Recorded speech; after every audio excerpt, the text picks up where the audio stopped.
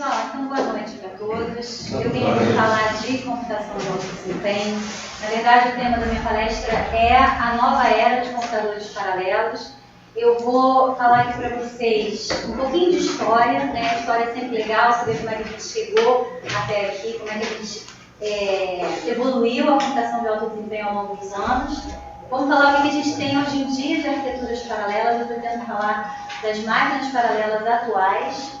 Quais são os desafios a partir de agora? A gente está num momento bem interessante da área de computação de alto desempenho. E vou falar um pouquinho de futuro, tá? Tem grandes ambições visionárias, não é o papel aqui falar sobre futuro longe, mas o que a gente já começou a estudar em termos de futuro diante dos desafios que a gente tem pela frente, tá? Então, eu não sei como é que é o esquema aqui. Perguntas no final. Pessoal, se vocês quiserem perguntar durante, fiquem à vontade, tá? Podem perguntar durante, vou tentar fazer um panorama geral aqui para vocês. E, bom, o progresso da ciência e da indústria muitas vezes se depara com problemas extremamente complexos. Tá? Por exemplo, como sequenciar um genoma para obter um tratamento de câncer mais especializado. Como modelar, simular o funcionamento do coração, o funcionamento do cérebro. Aí é a sua área, né, Arthur? Aí é a figurinha que você conhece bem. Né? Como que a gente vai prever a afinidade de ligação entre componentes, né, para, por exemplo, produzir um remédio, no caso aí que você está estudando proteínas, né? Como é que a gente vai fazer isso? Como que a gente faz projetos aerodinâmicos? Como avaliar novas geometrias? Né, que gerem formas mais eficientes energeticamente, mais silenciosas, mais seguras. Como fazer previsão climática mais precisa para evitar desastre em condições severas, para ajudar na agricultura, navegação, aviação. Como realizar previsões financeiras, modelar riscos de aplicações financeiras. Entender melhor a geologia do subsolo para poder extrair mais óleo e gás, ou mesmo como que eu vou posicionar os elementos submarinos, né, para que essa extração seja feita com menor custo. E a lista continua. Na verdade, eu podia passar uma hora aqui falando sobre os problemas difíceis e como que eles afetam a economia, a saúde e o bem-estar das pessoas. De fato, a gente lida com esses problemas difíceis no nosso dia a dia, mesmo sem perceber. Né? Postar uma foto no Facebook, o carro que a gente dirige, ou a digital que a gente coloca para votar, né? Que foi o caso há pouco tempo. Inclusive, o que eu soube é que o formato da batata Pringles foi um problema extremamente difícil de aerodinâmica, porque as batatas estavam voando da linha de produção, então eles precisaram usar a computação de alto desempenho para chegar na forma ideal da batata Pringles. Né? Mas o importante disso tudo aqui, o que eu quero salientar, é que todos esses problemas, eles precisam de uma quantidade astronômica de cálculos computacionais. E o que a gente precisa é de hardwares e softwares mais poderosos para resolver esses problemas. O que nos leva à importância da computação de alto desempenho nos avanços da ciência e da indústria. Na verdade, isso aqui é uma figura da Intel, né, em que eles mostram a evolução ao longo da história, falam das revoluções industriais, máquinas a vapor, eletricidade, evolução industrial 3.0, digitalização, computador entrando na vida das pessoas. E o que eles colocaram aqui como uma visão futura, a revolução industrial que eles chamaram de 4.0, não sei se dá para ler de note aqui, mas está escrito HPC Everywhere, HPC de High Performance Computing.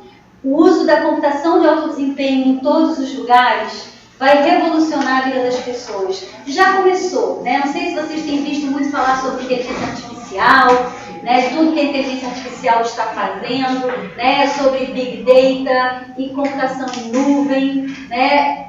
Todos esses avanços foram possíveis porque a gente hoje em dia tem hardware para resolver isso. A inteligência artificial, por exemplo, existe há tempos, mas não havia hardware para a gente resolver os problemas. Agora a gente tem, né? Então o que se espera é que no futuro usar a computação de alto desempenho todo o tempo vai mudar radicalmente o cotidiano das pessoas. Tá? Além disso, em termos de negócios, tá? Isso aqui é um dado de 2015. Eu não sei se estou fazendo alguma coisa errada para dar Está todo mundo me ouvindo? Beleza. Um dado de 2015 do IDC International Data Corporation é uma corporação que faz só pesquisas de mercado, tá? Dentro da computação. E eles disseram que em 2015 o retorno de investimento por dólar investido em computação de alto desempenho era de $514, num mercado de 22 bilhões de dólares. Tá? E aí, a primeira questão é como que a gente chegou até aqui? Né? Vamos falar um pouquinho da história da computação de alto desempenho. E a história da computação de alto desempenho, ela meio que se confunde com a história da computação, porque o que é um computador de alto desempenho? É um computador que é muito mais rápido do que os anteriores. Mas, em geral, né, na evolução da computação, os computadores tendem a ser mais rápidos nas gerações seguintes, tá? Então, eu vou falar um pouquinho de história. Eu vou usar esse gráfico aqui, que eu peguei do laboratório Lawrence Livermore, em que eles mostram a evolução das máquinas de alto desempenho de lá, né, medida em desempenho. Desempenho, hoje em dia, a gente mede com número de operações de ponto flutuante por segundo. Tá? O que um processador faz de mais difícil é ponto flutuante, trabalhar com números reais. Então, quando a gente mede quantas operações de ponto flutuante são feitas por segundo, a gente está dando o desempenho do computador. Certo? Então, eles mostram o desempenho. E o que eu gostei desse gráfico é que eles dividem, né, os computadores em eras. Eu adorei essa divisão em eras e vou trazer para vocês aqui a história segundo as eras do Lawrence Livermore. Né? E o que a gente pode ver é que a era define não só um hardware, mas também um modelo de programação, né, como que essas máquinas eram programadas. Eles dividiram em 4 eras: era dos mainframes, era das máquinas vetoriais, era da computação distribuída, e esse gráfico para mais ou menos em 2013, já está um pouquinho antigo. Eles mostram o surgimento de uma nova era, né, que é a era que a gente está vivendo agora, que eles chamaram de era de many core, muitos cores. Tá?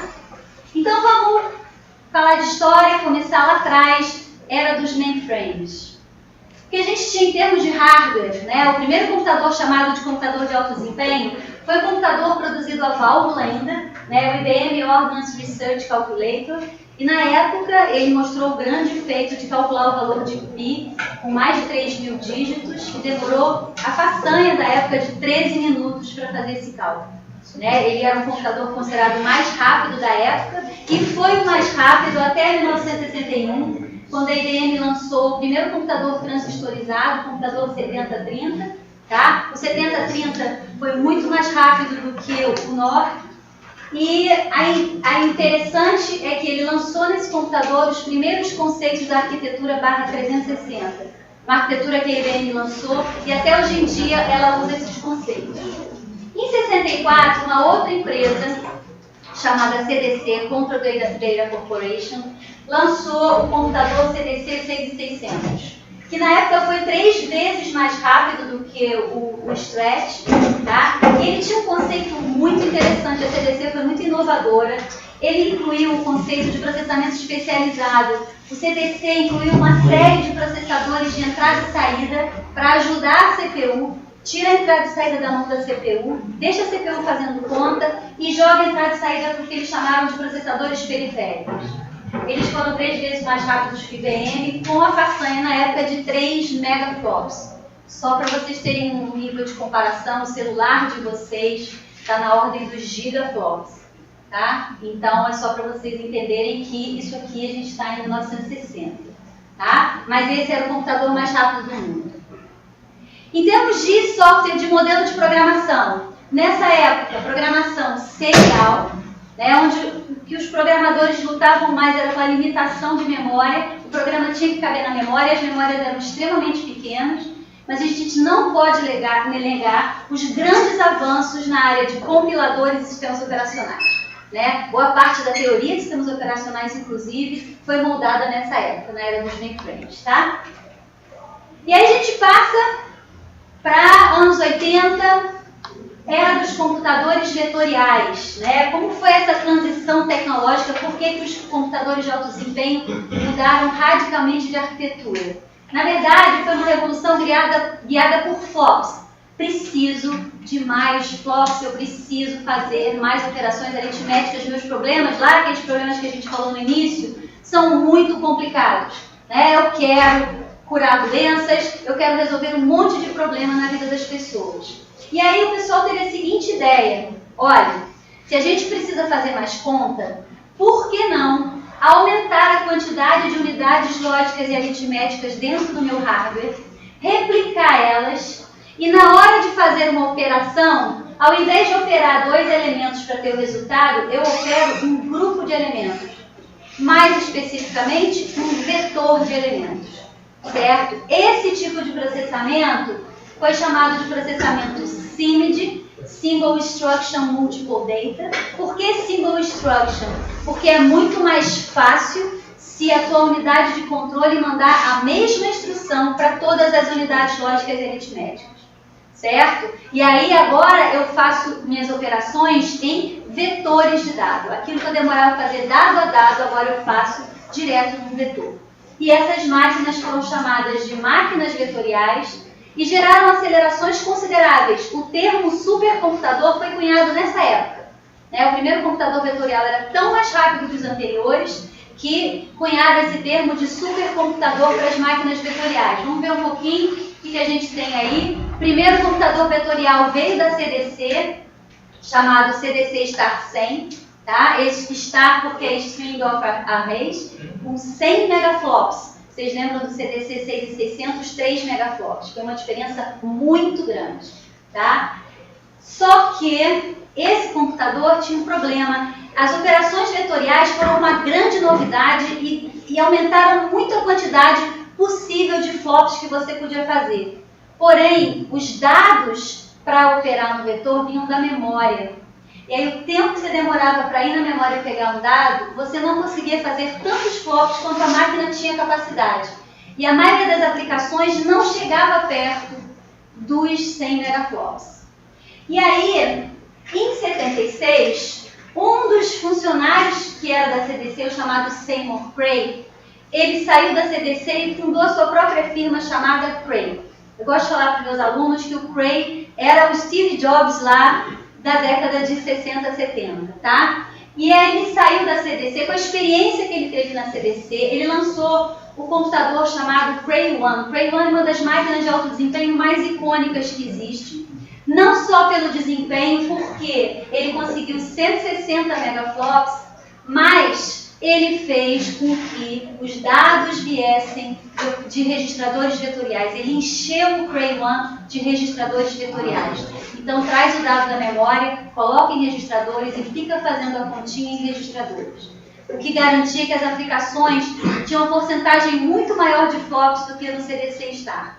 E além disso, ele tinha uma visão meio Steve Jobs de colocar as máquinas de uma forma mais bonita, mais interessante. Esse aqui é o Cray One, se vocês estão vendo aqui. Ele era uma máquina toda redonda, ele dizia que era redonda para os componentes ficarem mais próximos. E aqui em volta dela são bancos mesmo. Na verdade, é uma forma de esconder as fontes de alimentação. Né? Então, eram bancos de madeira, meio acolchoado. E essa máquina Cray One ficou muito famosa. O design dela ficou muito famoso. Se vocês clicarem aí, máquinas de alto desempenho, supercomputador, vai vir logo o Cray One. Tá? E a Cray, na década de 80, dominou o mercado de alto desempenho. Certo? A última máquina foi o Cray T90, essa máquina também super bonita. Aqui do lado de fora tinha uma cachoeirinha de água, né? Ele fazia tudo ser bem interessante. Durou até a década de 90, início da década de 90. A última máquina vetorial da Cray foi o Cray T90. Tá? E em termos de programação, as máquinas vetoriais não mudaram muito o modelo de programação. O programador não tinha que mudar o código dele, porque explorar essa operação vetorial normalmente era feita pelo compilador. Tá? O compilador entendia que você tinha que percorrer um vetor inteiro e ao invés de fazer elemento a elemento, o compilador passava pedaços do vetor para dentro do hardware. Tá? Máquinas vetoriais não existem mais hoje em dia, elas eram máquinas extremamente caras. Tá? mas o conceito de operação vetorial existe até hoje dentro de cada core dos processadores que vocês têm aí no laptop ou no desktop de vocês. Tá? Operações vetoriais são usadas até hoje em dia e exploradas por compilador. Tá? E a gente passa para a era seguinte, a era da computação distribuída. Tá? E o que foi a transição tecnológica que fez essa mudança radical também no projeto de máquinas paralelas? Né? Teve essa palestra em 90 na conferência chamada Supercomputing, que é a maior conferência de alto desempenho do mundo, em que ele chamou o ataque dos micros assassinos, né? Fazendo uma paródia com o nome do filme, em que ele mostrou, né? Foi um pesquisador do próprio Lawrence Livermore, ele mostrou a diferença de desempenho entre o Cray 1, né? Lá da década de 60, 70, com um microcomputador. Claro que é uma comparação injusta, porque são de gerações anteriores, mas ele mostrou que um microcomputador tinha um desempenho maior do que aquela máquina gigantesca e caríssima. Né? E foi o que aconteceu. Na verdade, foi uma revolução, agora não guiada por força, mas guiada por custo e escalabilidade. Né? Microcomputadores ficaram extremamente baratos, né? E eles eram facilmente replicáveis. Você compra um, compra dois, compra três, compra quantos você precisa. Enquanto uma máquina vetorial, você compra a máquina pronta. Se você precisar crescer a máquina, você tem que comprar uma nova máquina e gastar mais milhões de dólares. Tá? Então, a grande vantagem do uso de microcomputadores na computação de alto desempenho é que você pode usar dispositivos de propósito geral. Você pode comprar ali na esquina os seus computadores e montar uma máquina de alto desempenho. E você pode aumentar o poder computacional por demanda. Né? Você tem 4 mil computadores, você precisa dobrar o seu programa, você bota 8.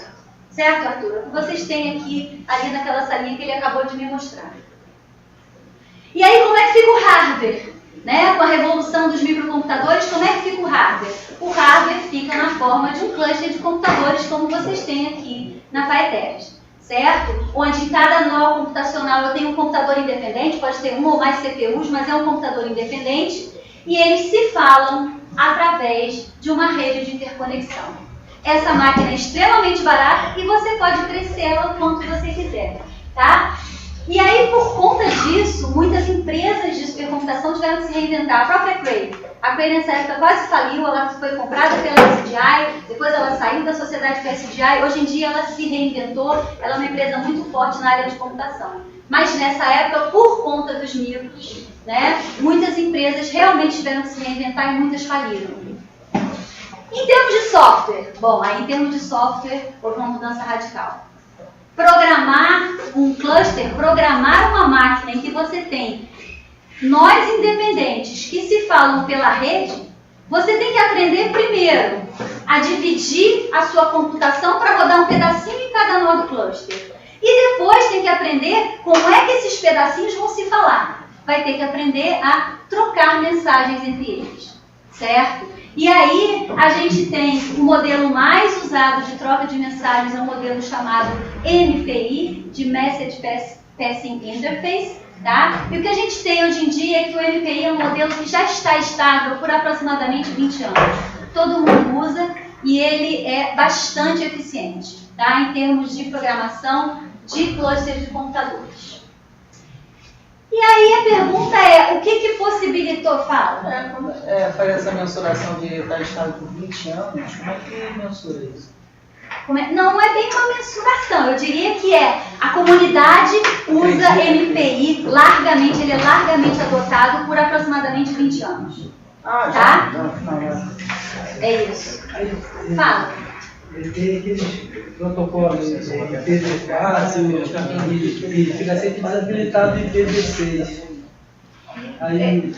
O detalhe de rede de comunicação eu nem entendo bem. O MPI é mais alto nível do que isso. O MPI você não vê nenhum protocolo de rede. Você apenas consegue fazer com que processos troquem mensagens de uma forma bem simples. Send, receive. Certo?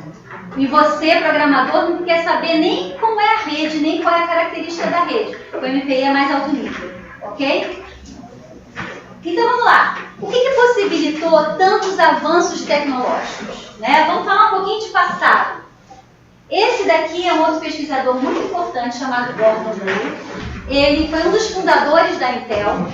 Em 1965, ele foi chamado pela revista Electronics a fazer uma previsão do que ele achava sobre a miniaturização dos semicondutores, dos transistores.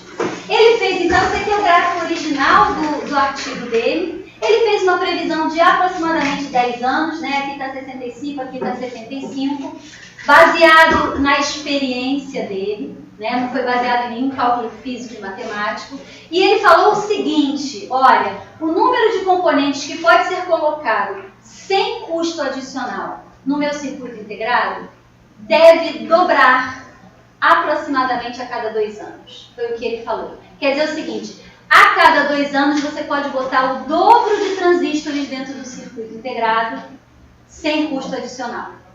Ele fez isso. Essa daqui não dá para vocês lerem aí, é o máximo de resolução que eu consegui, porque eu tirei do artigo dele. Ele fez uma figura super visionária na época. Eu lembro que isso é 1965. Isso aqui é um vendedor, né, de um computador de mão.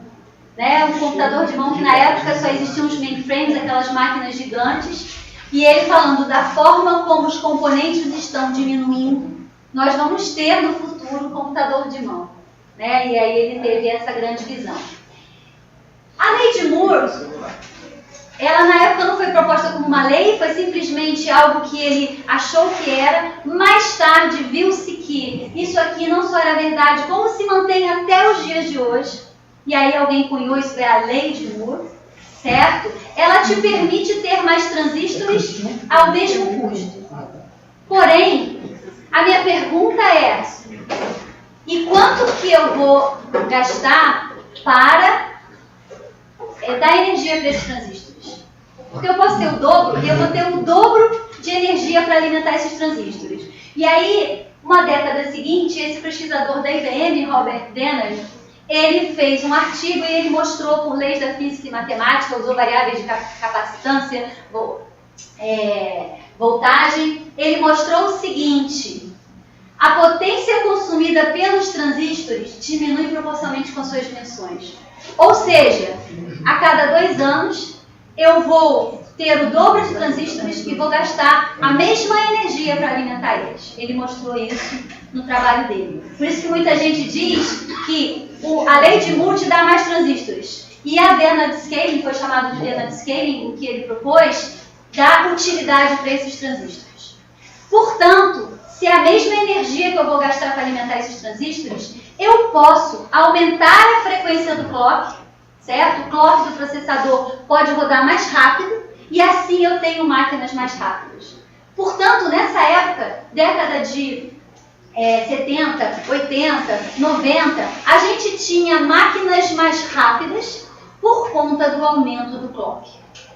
Eu simplesmente fazia eles rodarem mais rápido. Transistor, vamos lá, acelera transistor, e é o que a gente tinha. É a época que a gente chamava de almoço grátis, porque a sua máquina vinha mais rápida, de graça para você.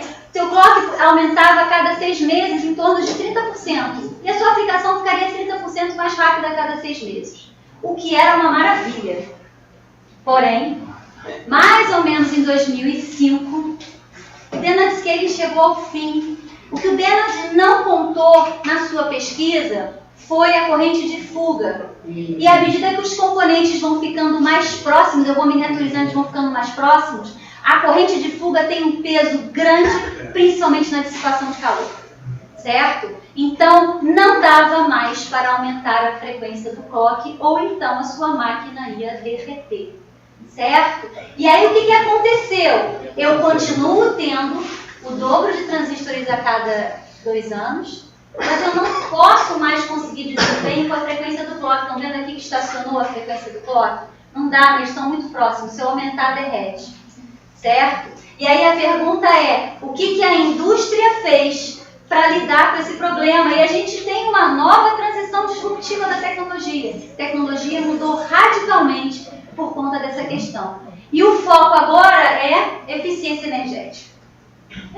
Agora, como é que eu vou fazer para manter os meus níveis de desempenho sem consumir tanta energia e dissipar tanto calor? E aí a gente chega à nova era dos computadores paralelos, a nossa era atual dos computadores paralelos, que o Lawrence Livermore chamou de era de muitos cores, né? Na verdade, o que a indústria fez para manter as promessas de desempenho foi manter computadores paralelos como um cluster, mas aumentar radicalmente o nível de paralelismo dentro de um novo cluster. Por conta de quê? Por conta de que os processadores passaram a ser desenvolvidos com múltiplos cores lá dentro. Essa foi a saída que a indústria teve para manter as promessas de desempenho. Vamos colocar mais cores. Por quê? Porque, na verdade, 2 cores que operam a 2.5 GHz, eles fornecem a mesma quantidade de flops que um core a 5 GHz. Mas eles consomem muito menos energia e dissipam muito menos calor. Então, a solução da indústria foi replicar os cores dentro do processador, certo? Diminuindo a frequência dos toques e melhorando o consumo de energia, foi para onde a indústria se voltou. E o número de cores está crescendo. Isso aqui é a última arquitetura de CPU de propósito geral da Intel, a arquitetura Skylake, ainda bastante cara para a gente comprar, mas é a arquitetura que já está no mercado, 28 cores lá dentro. Esse aqui, não dá para vocês verem de longe, é o processador que a China fabrica, processador da segunda máquina mais rápida do mundo, ele tem 260 cores lá dentro. Isso aqui é a arquitetura da última placa gráfica, né, chamada de GPU. A GPU tem mais de 5.000 cores lá dentro, né? E a outra questão muito importante, né, não só o aumento no número de cores, a indústria também está propondo processamento especializado. O que é isso? Eles começaram a discutir sobre a gente fazer processadores de propósito geral. Durante muitos anos, os processadores eram de propósito geral, aumenta o clock.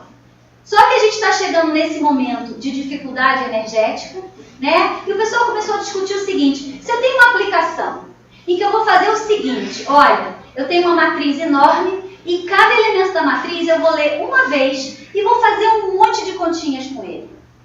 Nesse tipo de aplicação, por que eu vou encher meu processador de cache? Eu vou ler uma vez só o elemento. Eu quero encher meu processador de quê? De unidade lógica e aritmética. Eu quero fazer muita continha, certo? E aí, a indústria começou a questionar sobre as aplicações serem de processamento de propósito geral, porque viram que aplicações têm requerimentos de processamento diferentes. E com requerimentos de processamento diferentes, né, o que acontece é que, de repente, um processador ele não é o melhor para fazer aquela tarefa, como a gente tem aqui, no caso das ferramentas da bicicleta. O ideal é que você pegue a ferramenta ideal para fazer aquele trabalho, certo? Então, a ideia da indústria foi aumentar a diversidade de processadores dentro de uma arquitetura, tá? De modo a aproveitar os melhores benefícios de cada um. E aí a gente veio ao que a gente chama hoje em dia de computação heterogênea. Eu tenho as minhas CPUs lá, mas elas vêm acompanhadas de GPUs, placas gráficas, FPGAs, que são circuitos que você pode programar como é que o hardware vai funcionar, você programa o hardware, né? Outro caso bem extremo que a gente chama de ASIC, ASIC é Application Specific Integrated Circuit, ou seja, é um circuito integrado que foi feito para rodar uma aplicação específica, tá? Já tem ASIC para dinâmica molecular, né? Ele roda bem dinâmica molecular, e só isso, tá? E aí o que a gente tem? Isso é uma ideia antiga, isso não é uma ideia nova, a gente viu isso lá no CDC 6600, quando ele botou o processador para fazer entrada e saída e conseguiu um grande desempenho com isso. A gente tinha os coprocessadores matemáticos na década de 70, fazer ponto flutuante era muito difícil para a CPU, então botava-se um coprocessador matemático para ajudar a CPU com ponto flutuante, né? Só que era uma ideia que veio repaginada. Ela veio repaginada com o nome de CPU mais aceleradores. Eu uso todos esses outros dispositivos para acelerar a minha computação. Então, se eu vou fazer uma operação gráfica que se encaixa muito bem na GPU, joga para a GPU computar. Ah, eu vou fazer uma criptografia. FPGA é ótima para implementar algoritmos criptográficos, certo? Ah, vou fazer uma dinâmica de moléculas. Joga para um ASIC de dinâmica de moléculas, certo? Então, o que a gente tem hoje em dia são arquiteturas heterogêneas, com diferentes tipos de processadores que têm características diferentes em termos de flexibilidade e desempenho. Né? Aqui não dá para vocês verem, mas quanto mais para cá, mais flexível, mais de propósito geral. Quanto mais para cá, mais eficiente para aqueles tipos específicos de arquitetura. E aí, aceleradores é uma área que eu gosto muito, porque eu trabalho forte com isso lá na UERJ. Tá? Vou falar primeiro da GPU. A GPU ela veio como uma placa gráfica para ajudar a sua CPU a mostrar gráficos mais bonitos na tela. E como placa gráfica, o foco da GPU é processamento de imagem. E o que é uma imagem? Uma imagem é uma matriz de pixels. O que eu quero fazer com a matriz de pixels? Fazer continha para gerar novas cores de pixel, novas imagens. Certo? E aí, segundo aquele princípio que eu falei, a aplicação de processamento de imagem, ela quer só fazer continha nos pixels. Então, por que eu vou gastar espaço no circuito integrado com tanta cache lá dentro? Usa esse espaço e enche de unidades lógicas e aritméticas. Esse foi o princípio da GPU. Tá? E aí você consegue mais aritmética por watt consumido. Porém, não tem espaço para cache. A unidade de controle também é muito simplificada. A GPU tirou um monte de coisa, previsão de desvio, especulação. Mas, para fazer continha matemática, ela tem uma quantidade enorme de cores, até 5.000 cores hoje em dia. Certo? E o que começou muito bom para gráfico, viu-se que é muito bom também para uma série de outras aplicações. Tá? A gente lá na UERJ tem trabalho com uma série de aplicações que a gente colocou para rodar na GPU e conseguiu acelerações de 20, 30 até 100 vezes, né? Por conta desse monte de unidade lógica e aritmética.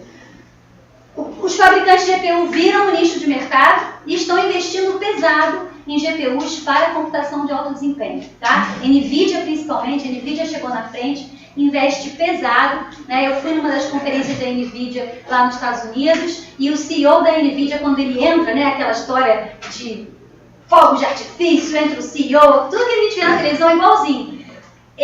A primeira coisa que ele fala são das máquinas de alto desempenho. Das máquinas de alto desempenho, como usar a GPU para alto desempenho. Tá? A GPU veio forte nesse mercado e continua bastante forte como acelerador. Tá? GPU só funciona se tiver uma CPU do lado. Tá? CPU roda o sistema operacional e aqui eu faço as minhas operações complicadas. Esse é um outro acelerador antigo, né, o CellBE da IBM. Esse acelerador, na verdade, esse processador, ele foi o processador do PlayStation 3, eu gosto de falar porque todo parte de joguinho todo mundo sabe. Na época, o CEO da Sony pediu para o CEO da IBM e falou: eu quero um processador completamente novo e revolucionário. O projeto do CellBE começou em 2003, saiu em 2006, e para 2006 ele tinha 9 cores lá dentro, que era coisa para burro. Tá? E tinha também uma arquitetura interessante, que ela era heterogênea. Esse core aqui era mais parrudo, rodava o sistema operacional. E eu tinha 8 cores escravos, com uma capacidade de ponto flutuante forte. E a novidade do CellBE é que dentro do core eu não tinha cache, eu tinha uma memória local, em que você, programador, tinha que trazer os dados com antecedência para ela. A ideia era, a CPU usa cache, e a cache é do hardware. Você, programador, não mexe, não sabe nem o que a cache existe, ela é transparente. Mas você depende do que o hardware faz, do que o hardware traz com antecedência. Se você quer ter controle da sua aplicação, traz na mão os dados para a sua memória. E vai ficar muito mais rápido. E, de fato, esse processador teve muito sucesso na época. Tá? A primeira máquina no mundo a atingir a barreira dos petaflops foi uma máquina com um processador Cell. Porém, programar esse processador era extremamente complicado. Essa história de ter que trazer todos os dados com antecedência era muito complicado. Eu tive um aluno de mestrado que fez a tese dele em cima desse processador. Foi um trabalho de cão, inclusive por conta dessa tese ele conseguiu um doutorado nos Estados Unidos com bolsa de lá. Não vai voltar mais, infelizmente. Mas ele era muito complicado e a IBM descontinuou o projeto. Tá? Não vende mais o CellBE. Mas o interessante é que esse processador da China, né, esse processador que é a segunda máquina mais rápida do mundo, ano passado era a máquina mais rápida do mundo, ele tem 260 cores porque ele tem 4 conjuntos de cores de 64 cores cada. E se vocês olharem, cada corzinho aqui tem o que eles chamam dessa memória local, que funciona igual a memória local do céu. Eles voltaram com o mesmo projeto, tá? Eu acabei de voltar de um congresso que o cara da China foi falar e foi explicar, e eles falaram a mesma coisa. A máquina é a segunda mais rápida do mundo, já roda um monte de aplicações reais, eles estão fazendo umas simulações lá de terremoto, furacão, coisas bem bacanas, mas o maior trabalho deles é com essa memória daqui, porque ela é muito pequena, então eles estão fazendo um trabalho difícil de comprimir e descomprimir dados para poder ficar trocando, tá? Muito bacana o trabalho deles. Processador que acabou de sair não, já tem uns 3 anos na China, mas que é o que os chineses estão usando para as computações difíceis. E tem o processador Xeon Phi da Intel. A Intel chegou um pouquinho atrasada no mercado de aceleradores, produziu o Xeon Phi com até 70 cores lá dentro. Ela entrou para competir com a NVIDIA, quando a NVIDIA começou a ter um peso forte no mercado de alto desempenho. E a proposta da Intel era, olha, eu vou vir com um processador com 70 cores lá dentro e é muito mais fácil programar um Xeon Phi do que uma GPU. Verdade, realmente é mais fácil programar o Xeon Phi do que uma GPU. Inclusive, a nossa máquina de mais desempenho no Brasil, a Santos Dumont, fica lá no LNCC em Petrópolis. A arquitetura dela foi na época que estava essa briga Xeon Phi e GPU, ela tem metade de Xeon Phi, metade de GPU. Eles não conseguiram chegar a uma conclusão que era melhor, botaram meio a meio na máquina, tá? Mas esse ano eu soube que o Xeon Phi vai ser descontinuado pela Intel, tá? E o que eu soube aí, conversa de corredor, é que o Skylake com 28 cores está mais eficiente do que o Xeon Phi com 70. Então eles resolveram descontinuar o projeto do Xeon Phi, para ano que vem não tem mais. A indústria está investindo pesado, né, nessa onda de aceleradores. AMD com Intel compra Altera é firma de FPGA, Microsoft com FPGA, NVIDIA com IBM estão juntas para resolver problemas de inteligência artificial. Tá? E vamos falar rapidinho um assunto que eu adoro, né, das máquinas mais rápidas do mundo. Já falei aqui várias coisas sobre elas. Existe um site chamado Top 500 que ele ranqueia as máquinas mais rápidas do mundo. Né? Ele lança 2 listas por ano, em junho e novembro. Né? E essa lista, como é que você vai comparar uma máquina com a outra? Você roda uma única aplicação, que é um conjunto de equações diferenciais parciais bem denso. Você roda essa aplicação e você submete para o Top 500 quantos flops você conseguiu. E aí eles colocam você no ranking e que posição você está. Né? Começou como uma curiosidade científica, hoje em dia tem um apelo comercial enorme. Tá? Aparece no Jornal Nacional, o Top 500 apareceu 1 ou 2 vezes, reportagem da Veja. Né? Ele tem um apelo comercial muito grande. Então, estar entre os 10 primeiros faz toda a diferença. Tá? Aqui está a lista, a última lista do Top 500. Gente, eu não vou ter tempo, adoraria ficar com vocês conversando. Eu amo trabalhar com as arquiteturas diferentes, o que cada uma tem. A gente não tem tempo aqui, mas eu trouxe essa lista aqui para mostrar o seguinte: das 10 máquinas mais rápidas do mundo, 8 têm aceleradores. Seja Xeon Phi, seja GPU da NVIDIA. Tá? Então, para vocês verem que o conceito de acelerador veio para ficar. Se a tua aplicação é difícil, você precisa de muita continha, não tem como fugir desse tipo de arquitetura. O que tem aqui é o número de cores que tem dentro dessas máquinas. Tá? A máquina da China tem 10 milhões de cores lá dentro. Tá? E aqui é o desempenho em petaflops. Tá? Então, a máquina da China já tem 122, desempenho em teraflops, 122 petaflops de desempenho. Tá? É muita operação de pontos flutuantes que essas máquinas são capazes de fazer. Tá? A novidade é que essa máquina americana entrou em número 1 agora, a China estava em número 1 por vários anos. Os Estados Unidos ficaram bastante mordidos com isso. Em 2015 eles criaram uma reserva de mercado. Os Estados Unidos não pode vender nenhum componente de alto desempenho para a China. Tá? O que foi bem bacana, porque a China veio com essa solução super inovadora. Tá? No passado eu estava num congresso nos Estados Unidos e eles falando sobre estágio, aluno, e eu fui conversar, a Intel falando, né, eu fui conversar sobre meus alunos, e eles perguntaram logo: Mas tem alguma coisa com a China? Eu falei, não tem nada com a China, no Brasil, é o outro lado do mundo. Porque eles não podem nem contratar os estagiários chineses. Você pode ser um chinês e se radicar nos Estados Unidos, mas se você tem vínculo com a China, eles não deixam por conta dessa reserva de mercado na área de alto desempenho que tem nos Estados Unidos. Aqui a gente mostra ao longo dos anos como que os aceleradores estão se inserindo no top 500, tá? Aqui, se vocês olharem, em 2006 nenhuma máquina tinha acelerador, a partir de 2006 veio o CEL-BE e aqui começaram as placas da NVIDIA, tá? A entrar na lista dos 500 mais rápidos e a gente viu que isso é uma tendência que veio para ficar, tá? E essa lista aqui não dá para ler nada, não tem problema, depois vocês podem buscar ela, tá? É a lista chamada Green 500.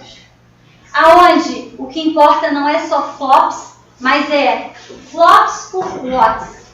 Quanto que você gasta de energia para ter esses flops? Quanto mais flops, melhor, mas o watts é o denominador. Então, se você gastar muita energia, o teu ranking cai. O que dá para ver aqui é que esses aqui são os 10 computadores mais eficientes energeticamente.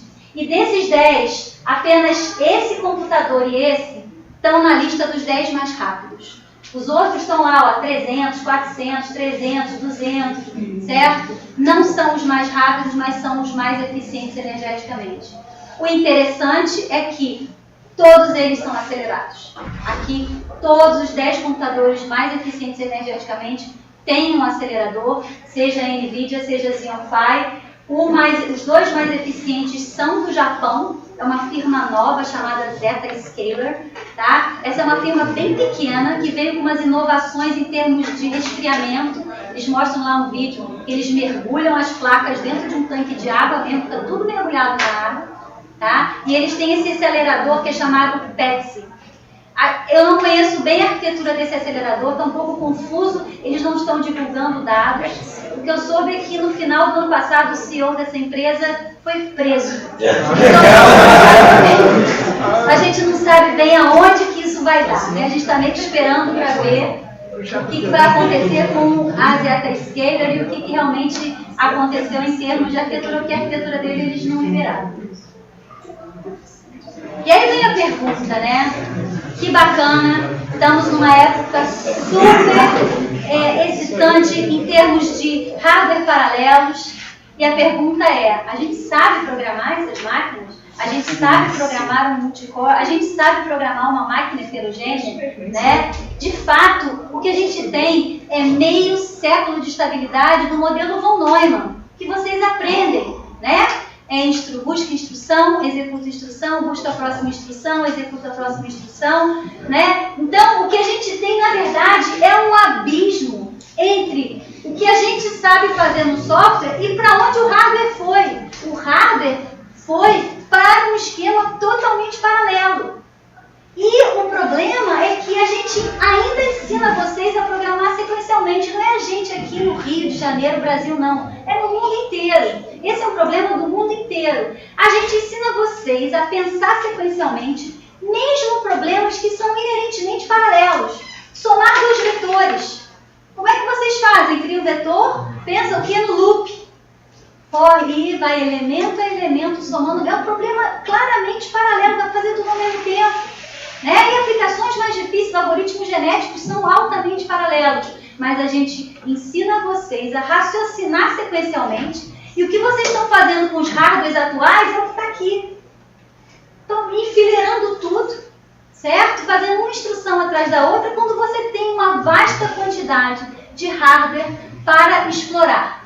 Mas, infelizmente, vocês não sabem explorar porque vocês aprenderam a pensar sequencialmente, certo? Então, o meu ponto aqui é, o que a gente tem que fazer é trazer vocês para a área de computação paralela, trazer vocês para o alto desempenho, para explorar os recursos que a gente tem. A gente quer chegar a isso, né? Então, o que eu quero martelar, e eu martelo sempre na cabeça dos meus alunos, é a computação paralela é inevitável. É um caminho sem volta, a indústria foi para esse lado. E essa primeira frase é de um pesquisador americano que eu adoro. O que era antes um problema de hardware, agora virou um problema de software. O que antes o hardware fazia e dava de graça para você, agora o que ele está te dando é mais core. Só que você no software tem que aprender como que você vai explorar todos esses cores, todos esses poderes computacionais.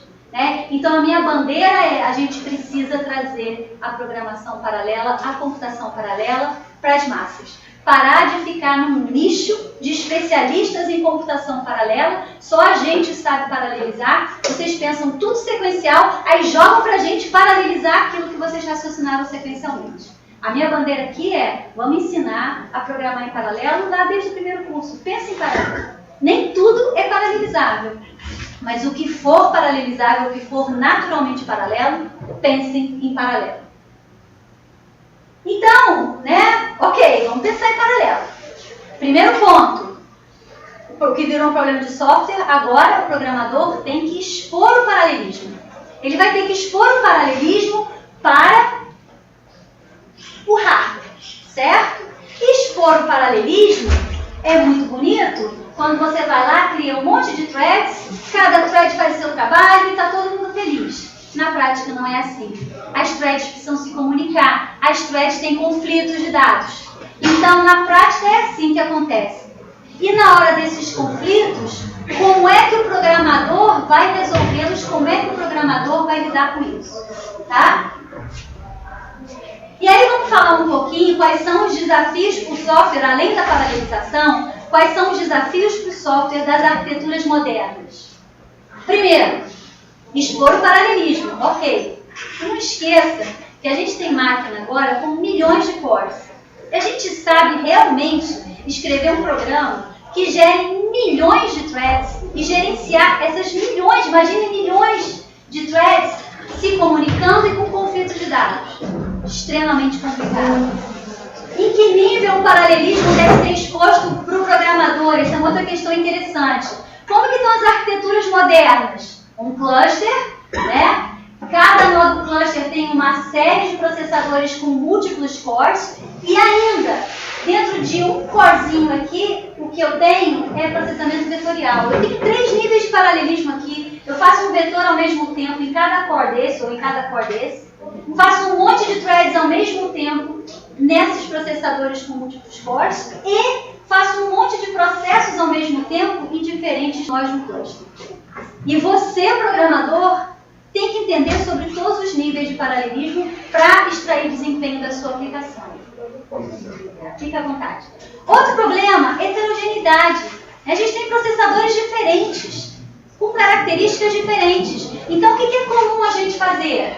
A gente tem aqui 2 processadores, aqui eu tenho multicore aqui, multicore aqui, multicore aqui e GPU aqui. Eu tenho que aprender a programar no multicore. Normalmente a gente usa o modelo OpenMP, com threads. Eu tenho que aprender a trocar mensagens entre os nós do cluster, e aí a gente usa MPI. Como eu tenho que aprender a programar GPU, e a gente usa CUDA, se for uma GPU da NVIDIA. Certo? Então eu estou expondo ao programador também a heterogeneidade. Né? Como programar esses dispositivos diferentes. Outra questão que eu quero levantar aqui para vocês é uma questão bastante moderna, tá? Custo de movimentar os dados. Olha só, essa tabelinha aqui está mostrando para vocês o tempo para executar algumas operações. E olha, hoje em dia ninguém fala só de tempo mais não, ó. Energia consumida. Também a quantidade de energia que a gente consome para essas operações. Isso aqui é uma operação de multiply add. Você faz uma multiplicação e uma soma na mesma instrução de máquina, com 64 bits, ou seja, precisão dupla. É o que tem de mais difícil em termos de computação para a máquina fazer. 200 picojoules, 1 nanosegundo para fazer essa operação. Se eu tiver aqui para cache, eu gasto mais energia e mais tempo. Se eu tiver aqui fora do chip, mais energia ainda. Se eu tiver que ler da memória, aí é uma eternidade. E esse gráfico aqui, ele é muito interessante, ele mostra o seguinte. E na memória principal, gasta 167 ciclos de máquina. Em 167 ciclos de máquina, eu sou capaz de um processador moderno de executar 2.600 instruções de ponto flutuante em precisão dupla. O que isso significa, gente? Isso significa o seguinte: os flops estão mais baratos e o dado está mais caro. E aí aquilo que a gente aprendeu a programar no passado, por exemplo, típico, eu vou fazer uma computação, gerei um dado, mais tarde eu vou usar esse dado. O que você faz? Guarda numa tabela. O dado, quando precisar, lê o dado da tabela. Eu faço isso com o professor. Todo mundo faz isso, certo? Só que nas máquinas atuais, gente, estou falando de coisa bem moderna, tá? Não precisa ficar com medo dos programinhas de vocês, não.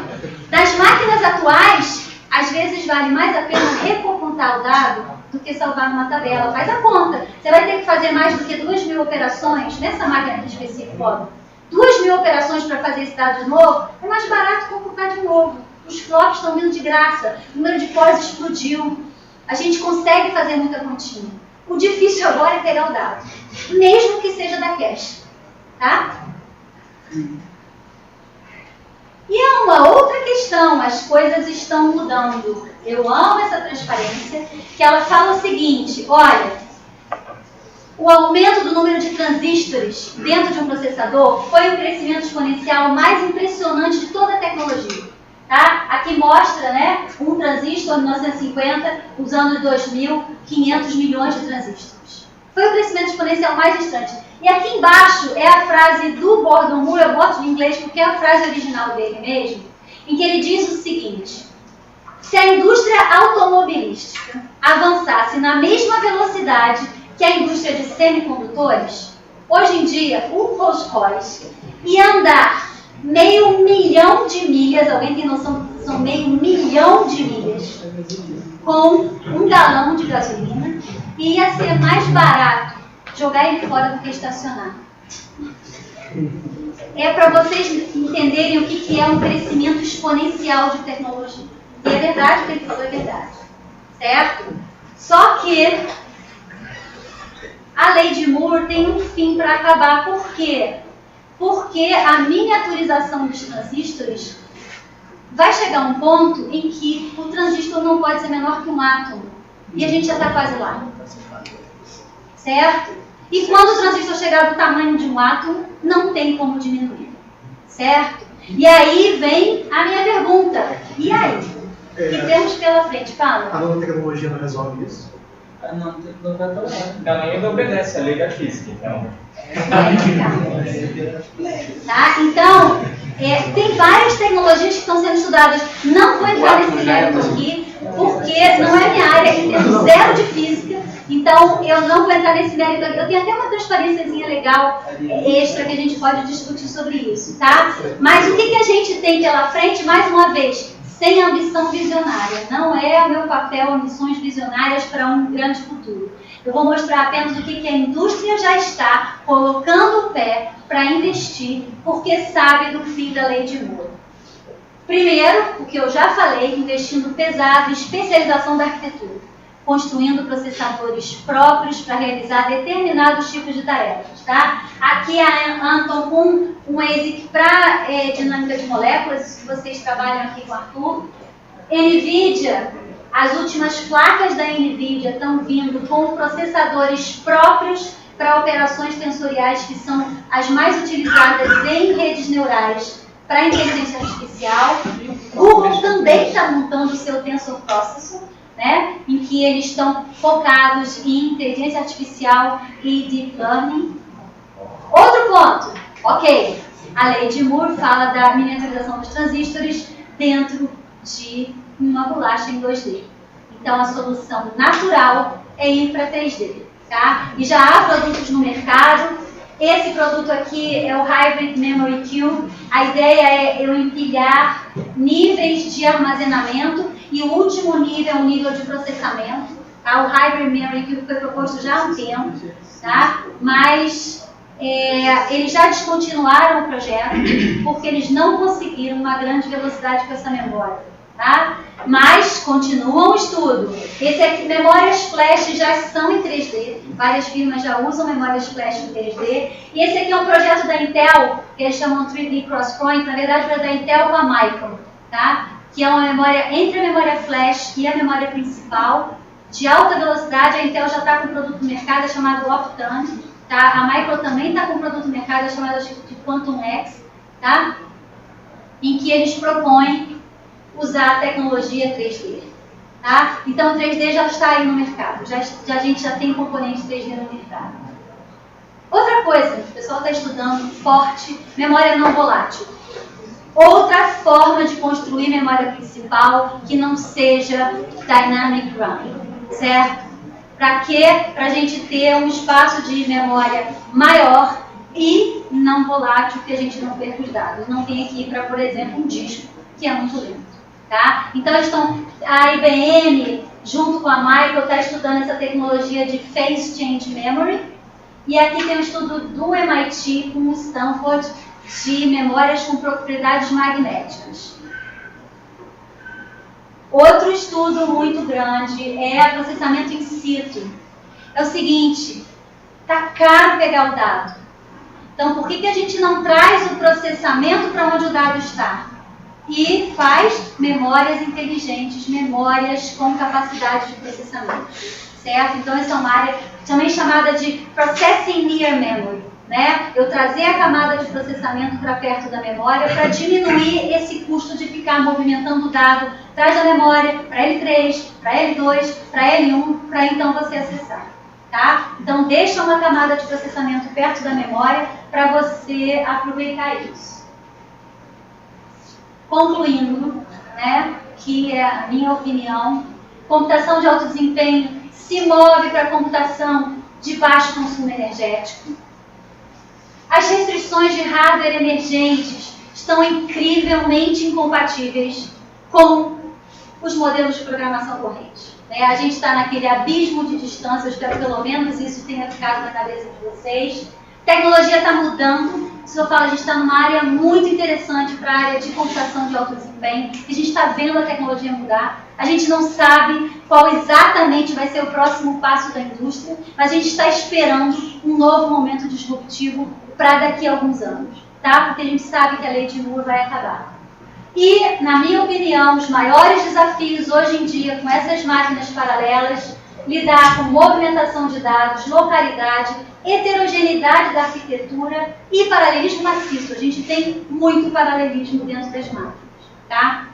Antes de acabar, eu queria fazer rapidamente uma propaganda aqui, tá? Eu até conversei isso com o Arthur, sobre a pós-graduação na UERJ, tá? A gente tem na UERJ um mestrado em ciências computacionais, na verdade é um mestrado multidisciplinar em ciências computacionais. A gente está trabalhando com aplicações computacionais e trazendo nossa expertise em computação para as aplicações, tá? Ele esse ano passou para o nível 4 da CAPES e a gente acabou de fazer um pedido de doutorado, tá? Ainda não tivemos a resposta da CAPES. A gente tem 4 linhas de pesquisa no mestrado: metodologias e técnicas de desenvolvimento de software, modelagem e simulação de sistemas naturais e artificiais, né? Isso aí tem a ver com seus alunos, teoria e métodos computacionais e teorias e métodos da física e da matemática. A gente tem um grupo forte de matemáticos no nosso mestrado. A gente tem laboratórios de modelagem e simulação e também um laboratório de computação de alto desempenho. Na verdade, a gente está com um grupo bem forte de professores de alto desempenho na UERJ hoje em dia. Tá? Eu sou professora da engenharia, mas o mestrado é vinculado ao departamento de ciência da computação. Tá? Quem quiser mais informações, as inscrições para esse ano já fecharam, tá? Mas normalmente abre em junho, julho, tem que olhar lá no site. Tá? Quem tiver interesse, quem quiser conversar comigo sobre isso mais tarde, tá? Fiquem à vontade. Aqui embaixo está o meu e-mail. Muito obrigada aí. Obrigada.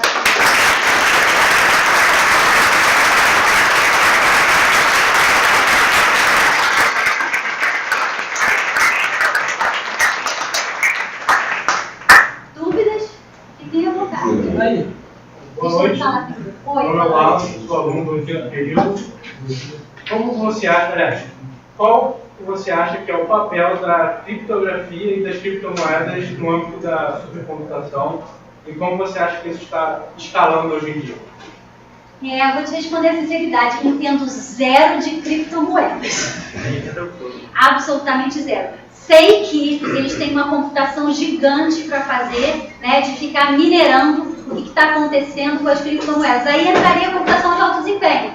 Você conseguir pensar em distribuir o seu processamento, certo? Para ficar minerando o que está acontecendo nessas moedas. Agora, o papel na computação de alto desempenho eu não saberia bem te responder. Eu te responderia o contrário. O papel da computação de alto desempenho para você minerar suas criptomoedas. Aí eu diria que é fundamental você aprender a programar em paralelo, distribuir seu processamento para fazer essa mineração mais rápida. Tá? Deu para responder? Fazendas na Colômbia. Fala, você tinha uma dúvida? O nosso curso é politécnico, né? Aham. Tem algum problema? Eu não sei. Tecnológica, formação tecnológica. Não tem tecnológica. problema. A gente tem Não. aluno que cursa mestrado. Não, eu acho que isso não tem problema. Não tem, né? Fala. Como os sistemas operacionais tratam toda essa questão de processador? Na verdade, quando você, por exemplo, vai criar threads, os sistemas operacionais gerenciam essas threads, mas gerenciam só na máquina local. Ele não gerencia, por exemplo, nos meus 10 milhões de códigos, não tem um sistema operacional gerenciando tudo. Na GPU, por exemplo, não tem sistema operacional, certo? As threads são criadas pelo hardware e a troca de threads é feita pelo hardware, tá? Então, depende do seu dispositivo. Dentro de um multicore, sim, é o sistema operacional quem cria as threads e gerencia onde elas vão rodar, em que core elas vão rodar, tá? Custo de energia para processamento de imagem, de grande volume de processamento de imagem. Custo de energia? Não tenho a menor ideia. Você está pensando em joules? Não, assim, uma estimativa, se é muito, pouco ou não, isso não faz diferença. O processamento de imagem envolve muita computação, muito cálculo. Então, sim, é um processamento que consome bastante energia. Por isso, a arquitetura da GPU é mais adequada, porque você tem mais aritmética por menos watts. Tá? Mas sim, consome bastante energia. Tá? Fala. Felipe, terceiro, quarto, alguma coisa assim, mais uma vez. Assim, uma pergunta assim, você falou do desafio de ter uma visão, paralelismo e tal, novos formandos em tecnologia. Eu até brinquei aqui com a minha colega e falei, pô, chegamos na área agora e já está mudando tudo, a gente não está mais na área. Adorei essa colocação, isso mesmo. Então, e tem um estudo mundial que o incentivo à carreira tecnológica tem sido uma demanda, está sendo alertado pelos países para que haja, porque senão não vai ter profissional para poder suprir a necessidade das vagas. Então a gente está numa carreira que vai ter bastante emprego, mas não vai dar tempo de ter cabeça para poder fazer. É o que acontece, a gente está chegando na carreira e não tem cabeça porque eu estou correndo atrás, cara.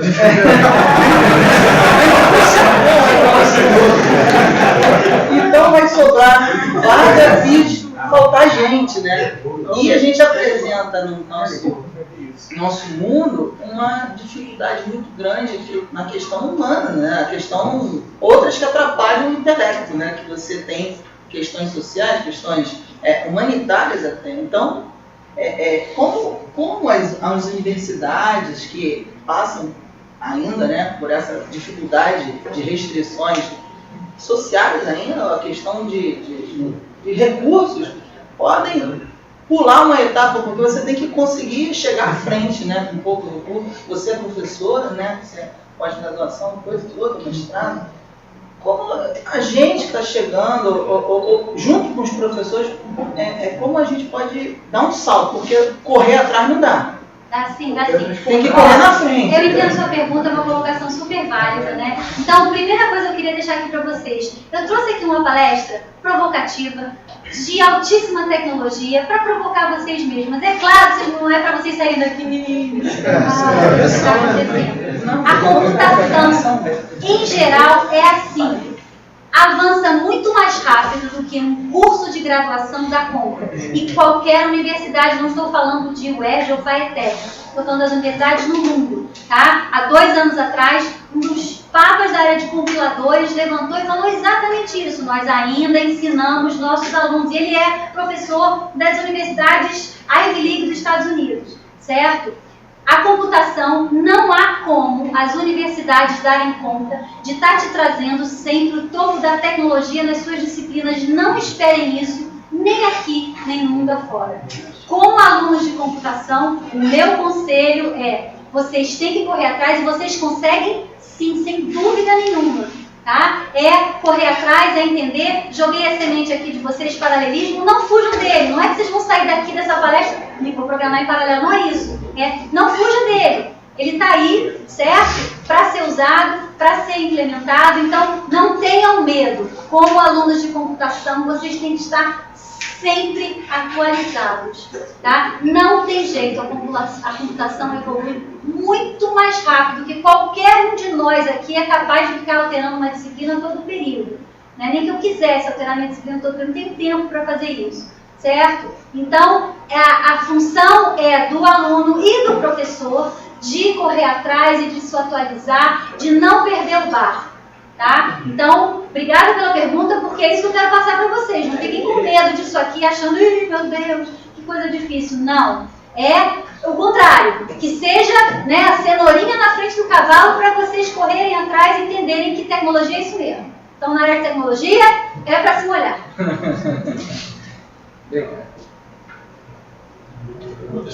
Deixa eu falar uma coisa aqui.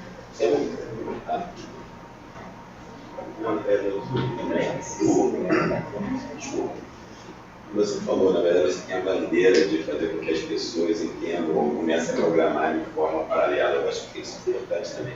Talvez muita gente não esteja pensando, ou os alunos, esse salto de como entrar nisso. Assim, aí, dando um gancho que eu tinha te falado realmente em relação ao mestrado, aquelas áreas ali, você vai ter que participar muito provavelmente do projeto, não conhecer essa ideia. Com certeza. O cara sair do nada, sem projeto algum, sair. Isso, exatamente. Se engaja, tem um mestrado, se engaja, no mestrado a gente tem disciplinas de programação paralela, entendeu? Conversa comigo, me manda e-mail, Cristiana, você pode fazer outra disciplina na graduação de computação paralela, de programação paralela, e correr atrás. Claro, daquela área que você tem a paixão e que você gosta.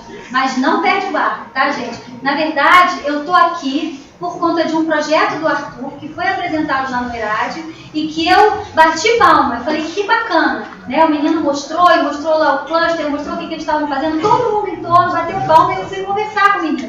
Parabenizar, né, o trabalho de vocês aqui. Eu acho muito bacana e vim aqui com todo prazer, porque eu acho que o UERJ e o FATEC são universidades estaduais. A gente tem mais é que se unir, né? Se unir para levar a tecnologia para frente, sem medo do Estado, sem medo de ficar, o governo isso, não vou falar mal do governo, não, vamos correr atrás.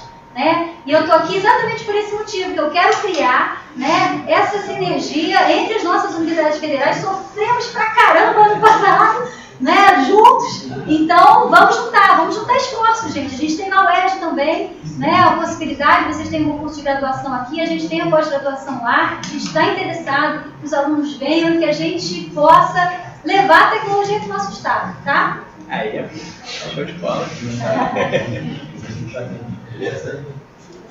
Existe algum problema atual que a computação de alto nível, de alto desempenho ainda não resolveu? Se diz problema em aberto, não, existem vários problemas. Por exemplo, previsão climática. Previsão climática, vou falar desse problema. A gente sabe fazer previsão climática em paralelo, já tem um monte de máquina. Na verdade, a gente tem uma máquina de altíssimo desempenho da Cray lá no INPE, em Cachoeira Paulista, que roda as previsões climáticas todas em paralelo, apareceu no Jornal Nacional quando a máquina chegou, tá? Mas, o que a gente quer? Né? A previsão climática, você pega dados, né, de pressão atmosférica, vento, enfim, todos os dados, com uma certa distância. Me lembro que na época que veio o computador do INPE, a distância, se eu não me engano, era de 8 km, a distância entre os pontos. O que se quer na previsão climática? Tornar os pontos mais próximos. Aqui, se você aumenta a quantidade de computação enorme. Então, não é que exista desafios em aberto para a computação de alto desempenho. Existe aplicação em que você precisa computar muito mais dado ou muito mais precisão, certo? E aí, a gente precisa de máquinas cada vez maiores. Então, os desafios são sempre você vai querer algo mais preciso, algo maior. O pessoal da China está computando coisa de tsunami, furacão e terremoto. Tá? Eles estão querendo fazer modelos de todos esses desastres, né? Eles sofrem muito lá no Oriente com isso. O Japão também investe pesado nisso. Não é que eles estejam em aberto, mas sempre eu quero um modelo mais preciso. Quanto mais próximos pontos, mais preciso é o meu modelo. Então, esses são os nossos desafios, tá? Fala. Esse programa para máquina dessas, você foca naquela máquina específica ou ela tem uma abstração mais alta? Boa pergunta. Na verdade, a gente programa uma máquina um pouco mais abstrata. Mas, quando a gente realmente quer desempenho, a gente tem que mergulhar na arquitetura da máquina, tá? E programar para aquela arquitetura específica. A única divisão que existe claramente, que vocês têm que aprender, é programar com memória compartilhada ou com memória distribuída. Isso é uma divisão bem clara. Porque se a tua máquina não tem um meio de memória compartilhada, você não pode abrir thread. Você não pode chegar no cluster do Arthur, botar uma thread para rodar num nó do cluster e outra thread no outro, porque as threads compartilham memória. Então o meio físico atrapalha. Tá? Nos seus primeiros programas são mais com uma arquitetura abstrata. Tá? Eu estava vendo um negócio que todos os servidores, qualquer PC assim, eles só funcionam com até 2 processadores. Se eu tiver 4 processadores, vai ser o sistema operacional.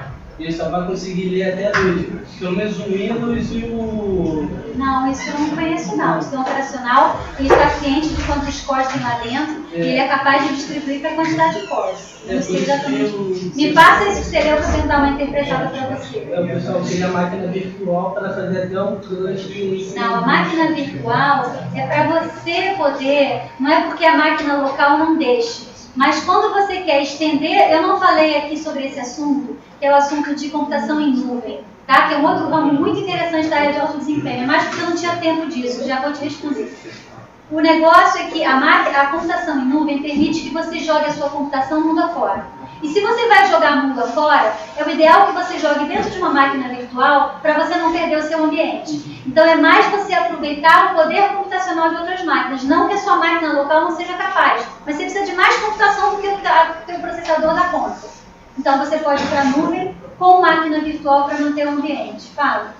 Vocês tinham dito sobre as máquinas de alto desempenho. A tendência delas é ser menor que o átomo e ter mais desempenho. A máquina não, o transistor. Tá? Só que... Menor que um átomo também não falei não. Eu tinha que falar aqui. A dificuldade atual seria o tamanho ou a dimensão do armazenamento da máquina física atual? Você fala de memória? Isso. Não, a maior dificuldade não é o armazenamento. A maior dificuldade em termos de miniaturização é o tamanho do transistor mesmo. Tá? E na hora que o transistor ficar do tamanho de um átomo, segundo as minhas teorias físicas, ele não vai diminuir mais do que isso. Os seus colegas pensam diferente, fico feliz, adoro uma discussão, mas é como eu não entendo, não vou entrar nessa discussão. Tá? Então, a miniaturização dos transistores que fazem a computação. Tá? Essa é a dificuldade. E a ideia é que eles não fiquem menores do que um átomo. Tá? E aí a gente vai precisar de uma nova tecnologia para resolver essa questão. Tá?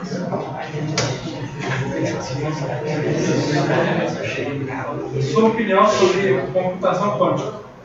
Computação quântica, boa pergunta. Na verdade, eu fiz essa palestra uma vez, lá na UERJ, e aí um professor me perguntou o seguinte: o que você acha que tem mais futuro?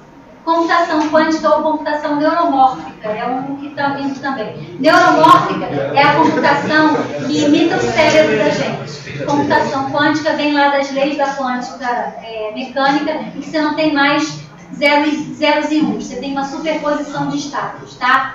A minha resposta para essa pergunta foi: eu apostaria mais na computação neuromórfica. Tá? O que acontece com a computação quântica? A IBM já tem protótipos de computadores quânticos. Porém, esses computadores só funcionam com condições tão específicas. Não pode ter uma microvibração, né? Na sala, uma temperatura muito baixa, é uma condição tão específica. E eles só resolvem problemas da física muito específicos. Eles são bons para isso. Para uma computação mais genérica, minha opinião pessoal, tá? Eu apostaria mais na computação neuromórfica do que na computação quântica. Tá? Mas vamos ver o que o futuro vai dizer. Vai ter vários androides.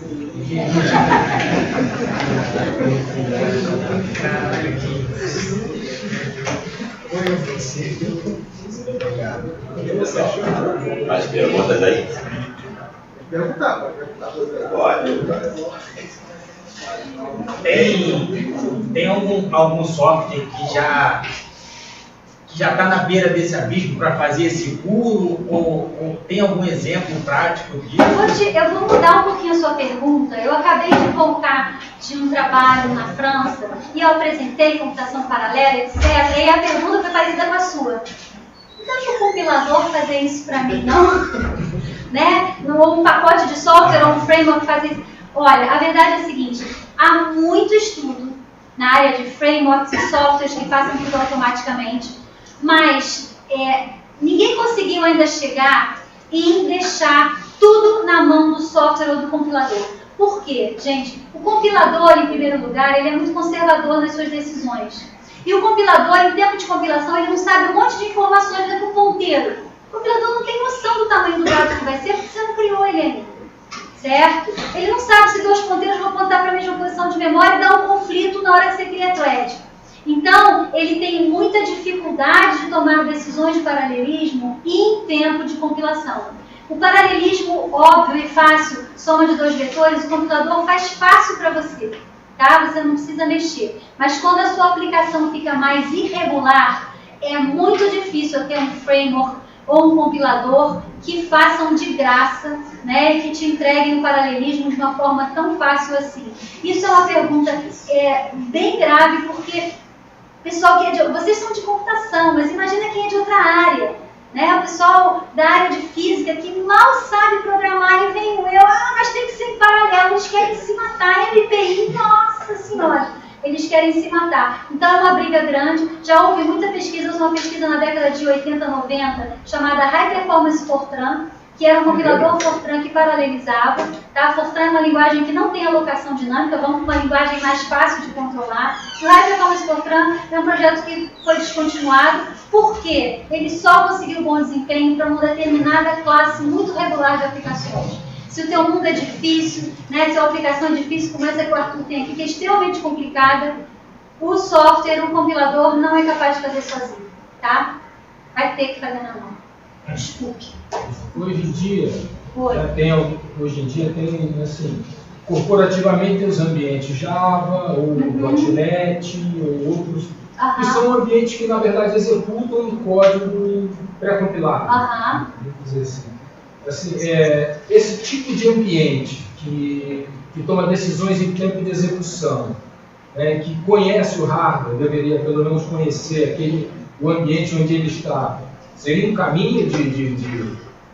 Olha, para paralelizar a aplicação em geral, não. Essa pergunta foi bem interessante, porque esse trabalho que eu botei da França, eles me colocaram uma linguagem chamada Julia, tá? Que é uma linguagem própria para otimização. Ela é meio compilada, meio interpretada, e por conta disso ela consegue fazer bastante otimização. O fato da gente ter um compilador que consiga otimizar bem o código, não quer dizer que ele vai conseguir paralelizar, tá? E principalmente se eu tiver num cluster e tiver que trocar mensagens, o compilador não consegue fazer isso na mão. Mas isso sim é uma área de estudo grande. Java não é muito estudado para alto desempenho por causa da máquina virtual, tá? Mas Julia, por exemplo, não tem essa máquina virtual. Já tem uns paralelismos dentro de Julia, o pessoal está estudando agora, tá? E a ideia é sim, concordo com você, integrar, já que esses ambientes têm um pouco de interpretação. Na hora da interpretação eu tenho muito mais dado na mão do que um compilador tem numa compilação estática. Até a compilação em tempo de execução, né? Isso. Compila na hora de executar. Isso. Ali você sabe o tamanho dos dados, ali você sabe muito mais do que um compilador C, por exemplo, saberia. Tá? E por isso eu me interessei bastante no trabalho que eu quero fazer, até com os meus alunos, comparar a Julia com C, ver o que é, para ver o que o compilador está conseguindo me ajudar, certo? Mas não em termos de paralelismo, tá? Bem claro que Julia, por exemplo, que é uma linguagem bem eficiente, o paralelismo é na mão. Você tem que botar, criar as threads, dizer, trocar mensagem, mesma coisa, tá? Mas se o compilador te ajudar a otimizar o código, melhor ainda. E essa heterogeneidade? Não saiu, enfim, mas de processamento, né? Isso gera um problema de sincronização das threads.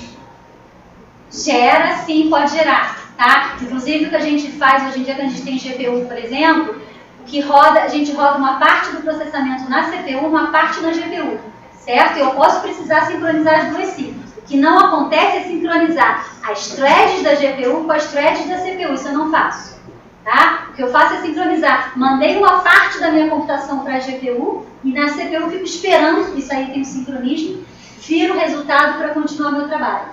São sistemas operacionais diferentes. Então, a GPU não tem, a GPU nem tem sistema operacional, isso, mas sim, seria esse processo, esse princípio. Tá?